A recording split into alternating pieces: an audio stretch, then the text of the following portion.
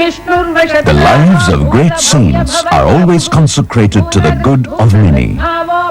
They descend on earth for no selfish reasons of their own. By knowing and following the path discovered by these great saints, one can live on this earth a life of supreme happiness. One such great saint was Sri Ramanuja, whose life, teachings and philosophy will be of immense benefit to the whole humanity. He was an unparalleled ocean of compassion, with an uncommon renunciation, dispassion, erudition, humility and steadfastness towards his chosen goal.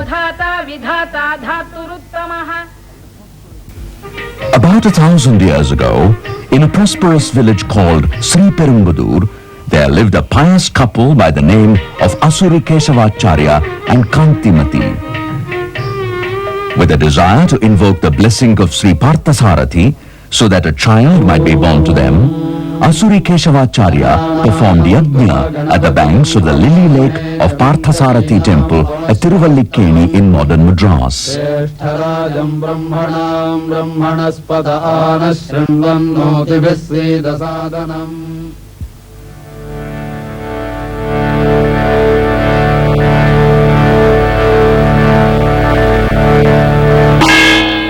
Pleased with the yajna and the devotion of Asuri Kesavacharya couple, the Lord Parthasarathi appeared in their dream and blessed that the Lord himself will be born as their son.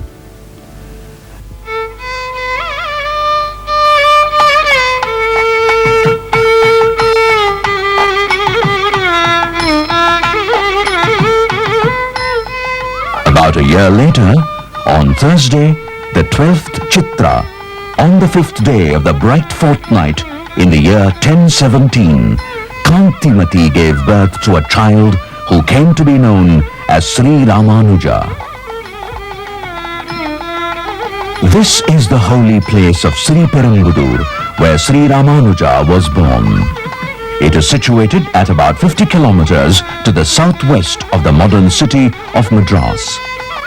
Here, at this temple of Adi Kesava Perumal, even today, one can see on one side of the temple courtyard a shrine within which is seated with folded hands the image of Sri Yatiraja, the prince among ascetics, as Ramanuja came to be known in later years.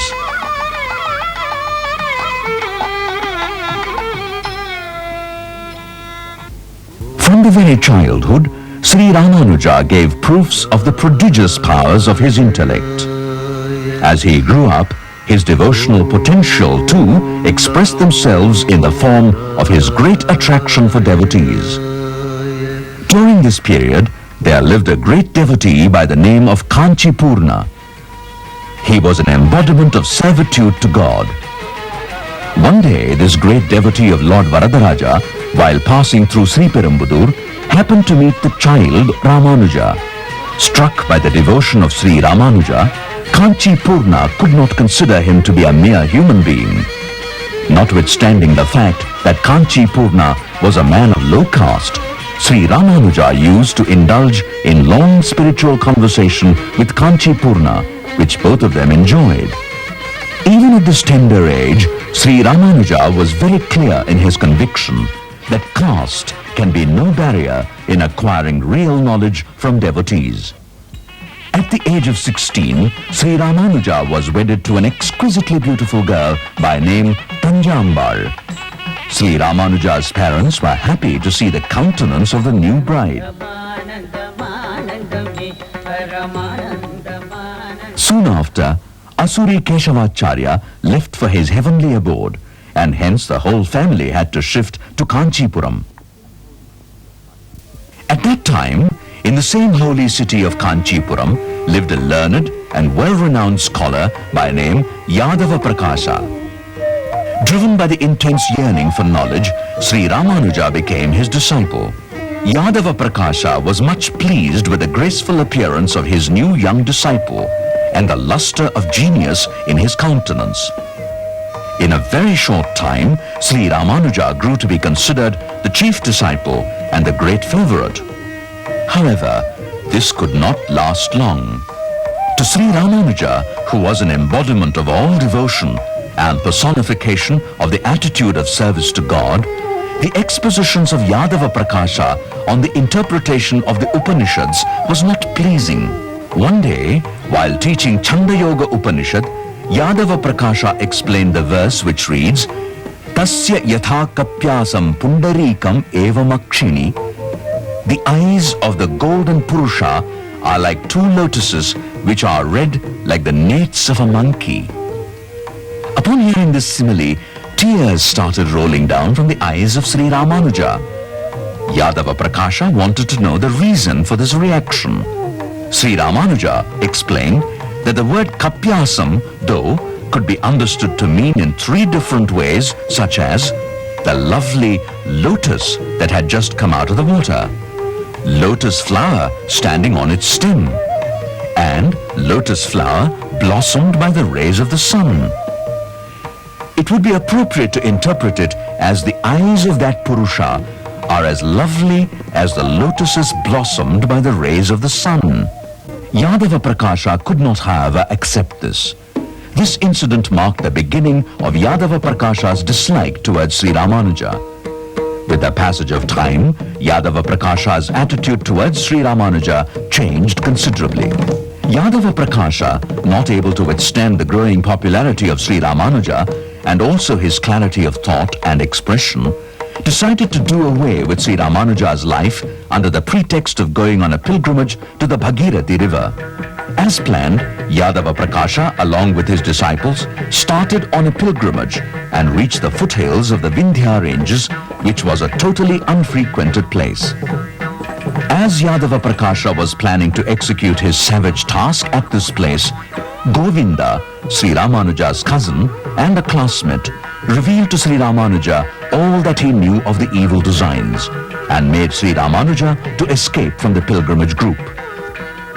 Sri Ramanuja, fixing his mind on Lord Narayana, hastened his steps through the deep forest southwards. By evening, it became difficult for him to even move an inch due to hunger, thirst, fatigue and exhaustion. Sri Ramanuja forgot the whole world and embraced sleep to remove the pain and exhaustion. The next day, he was woken up by a hunter couple. They familiarized themselves and walked together towards the south as the hunter couple were proceeding to Rameshwaram.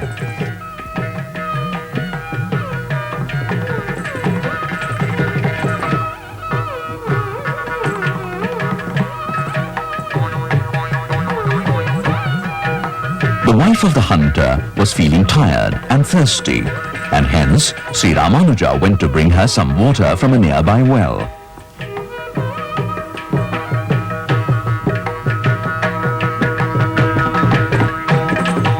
As he came back with the water, the couple had disappeared. Not knowing what to do, Sri Ramanuja looked all around. To his astonishment, he found the tower of a temple. Elated by the sight of the temple, Sri Ramanuja prostrated himself. Upon inquiry, he learnt that the place was none other than Kanchipuram. Recalling the whole sequence of events, it struck Sri Ramanuja that it was only the merciful lords, the divine couple Varadaraja and his consort of Kanchipuram, who had guided and protected him in the guise of the hunter couple. He remembered the hunter's wife asking for water, and hence decided to fetch water for Lord Varadaraja every day. Later, this well came to be known as Sala Kinaru. As days passed, Yadava Prakasha returned to Kanchi along with the rest of his disciples. At the sight of Sri Ramanuja, without giving an expression, he asked Sri Ramanuja to resume his studies with him.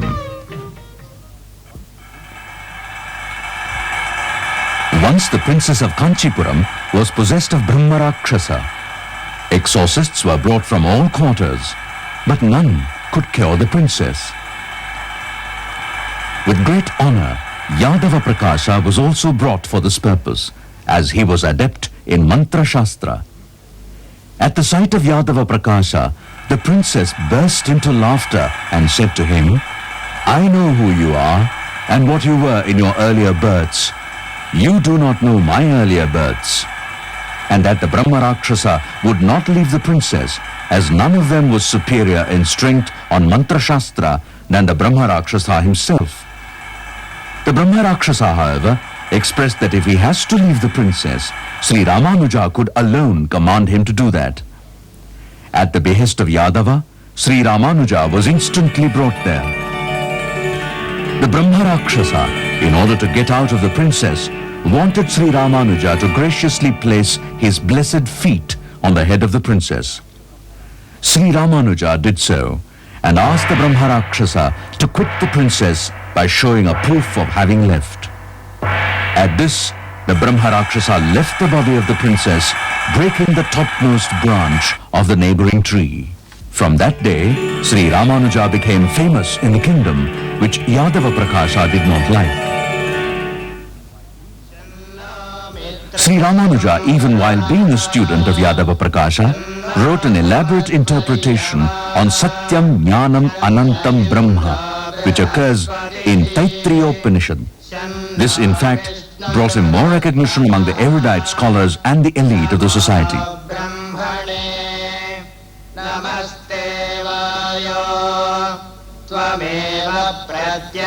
Acharya, the great Vaishnava spiritual leader at Srirangam, heard about the great qualities of Sri Ramanuja and developed a desire to meet him.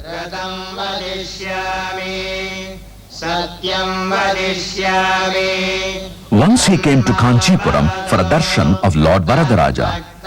While on his way back from the darshan and accompanied by Kanchipurna, Acharya saw Sri Ramanuja in the company of his guru. Drawn by his luster and incomparable divine beauty, Acharya felt intensely attracted towards him and prayed to the Lord that through his grace, Ramanuja should become his worthy successor in propagating Vaishnavism.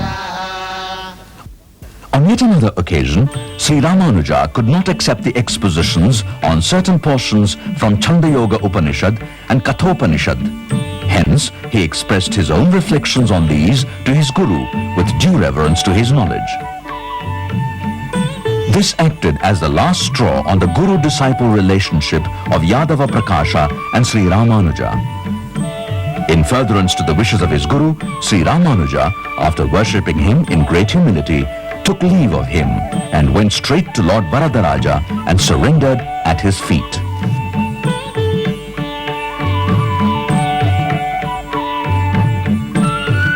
Sri Ramanuja, as a result of his reverence for Kanchipurna, spent most of his time in discussing various spiritual matters. Later, drawn by the desire to have Kanchipurna as his guru, Sri Ramanuja implored him to take himself as his disciple.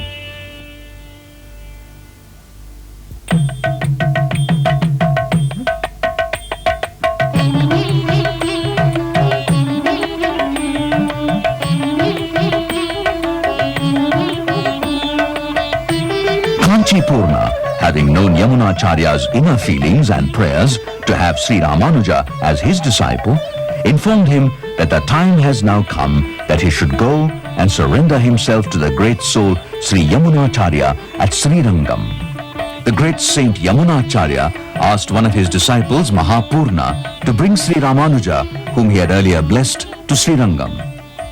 However, by the time Mahapurna returned to Srirangam along with Sri Ramanuja, Acharya had given up his body. Sri Ramanuja was shocked to hear the news and stood still before the mortal remains of the great soul with his eyes transfixed and kept gazing at the Great One as if the two were exchanging thoughts. Suddenly, he noticed 3 fingers of Acharya's right hand folded and clenched. Upon inquiry, he came to know that the fingers used to remain straight. Sri Ramanuja could immediately understand the reason for the closed fingers and hence declared aloud that, taking into consideration all the interpretations available, he shall write a fair commentary on the Vedas and Brahma Sutras without deviating from their traditional meanings.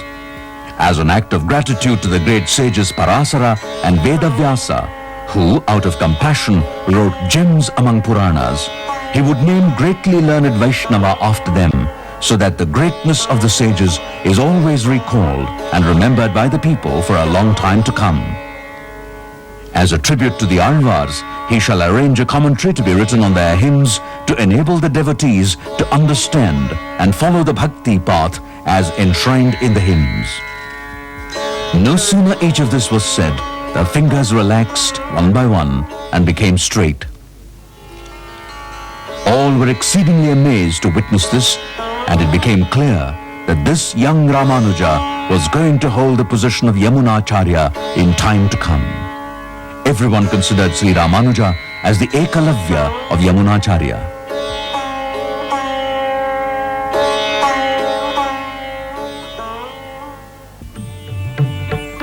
Sri Ramanuja, quite saddened at heart for not being able to see Yamunacharya alive, returned to Kanchipuram without even having a darshan of Lord Ranganatha and rededicated himself at the feet of Lord Varadaraja. Sri Ramanuja spent most of his time in solitude and found happiness only in the company of Kanchipurna. Sri Ramanuja never considered caste to be a barrier for gaining knowledge. One day, Sri Ramanuja called Kanchipurna for food to his house, with the intent to partake the food left out by him as prasad.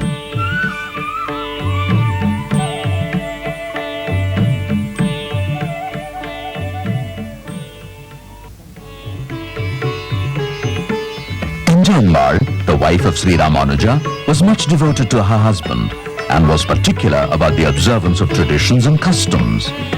She had been brought up in a family which had been strictly following the family traditions more by practice than by application of reasoning.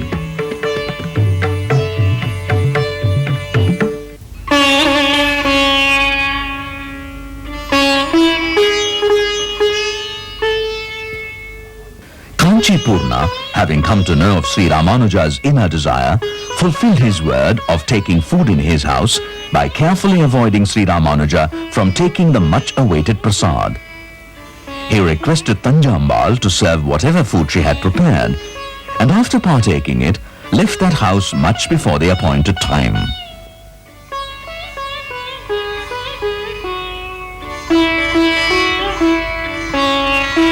Tanjambal, true to the observance of the family traditions, took bath for a second time, cleaned all the vessels, and cooked afresh for her husband.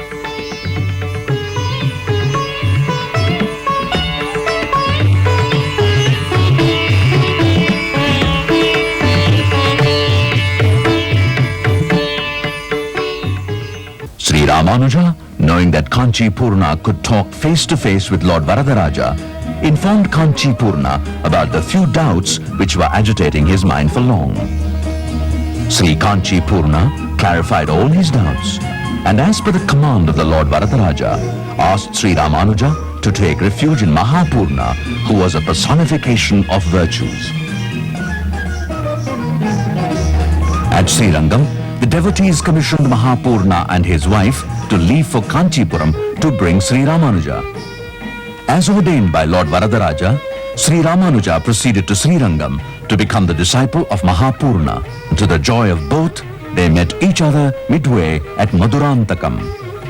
This is the place Madurantakam as it looks today. Here at this place, Pancha Samskara Mandapam, Mahapurna initiated Sri Ramanuja into spiritual life. This is the insignia of the discus and conch used by Mahapurna for initiating Sri Ramanuja.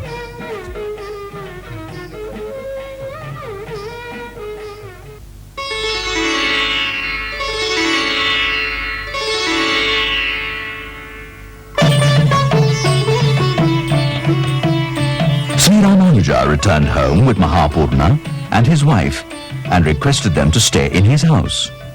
Thereafter, Sri Ramanuja spent most of his time in studying the Prabandhas and Thiruvaimuri with Mahapurna.